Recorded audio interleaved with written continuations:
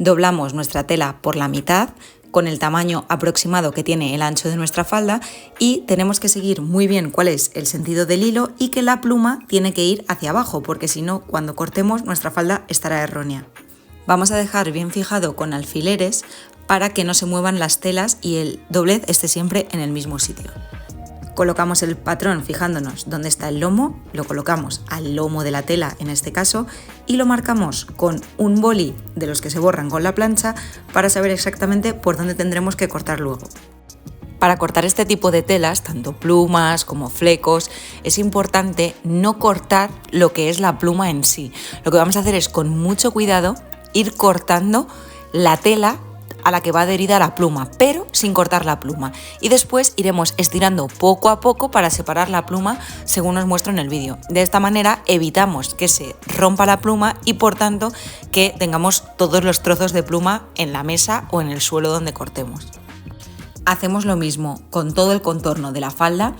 Ten en cuenta que tienes que hacerlo por las dos caras y que tienes que recortar esta pieza dos veces porque usaremos una pieza de delantero y otra de trasero. Así es como tiene que quedar. Recuerda que el bajo no va cortado y tienen que quedarte las plumas de esta manera si has seguido mis indicaciones de corte. Para empezar a coser encaramos derecho con derecho de las dos piezas y puedes utilizar para coser o la remalladora o una costura en zigzag de tu máquina. Yo voy a usar la remalladora. Así es como nos quedaría una vez lo tengamos cosido y ahora vamos a darle la vuelta para dejarlo del derecho. Cogemos un elástico de ancho unos 5 centímetros y medimos el contorno de nuestra cintura. Después vamos a cerrar el contorno de esta goma con un zigzag.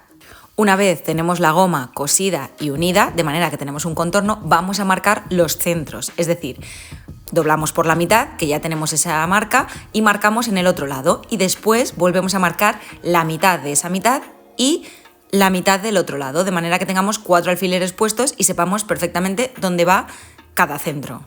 Hacemos lo mismo con la falda, aunque ten en cuenta que ya tienes los dos laterales marcados y solo vas a tener que marcar los dos centros.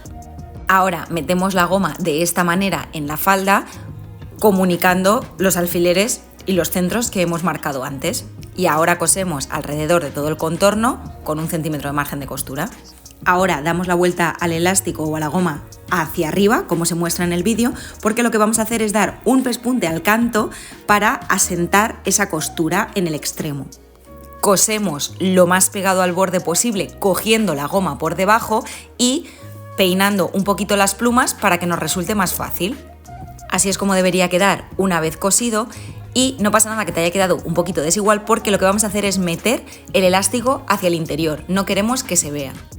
Y ya para terminar, yo lo que suelo hacer es darle un pespunte en los laterales del elástico, cogiendo tanto el elástico como la falda, que apenas se va a ver por fuera, para asegurarnos que la goma queda hacia adentro y no se nos retuerce. Y así es como quedaría tu falda terminada.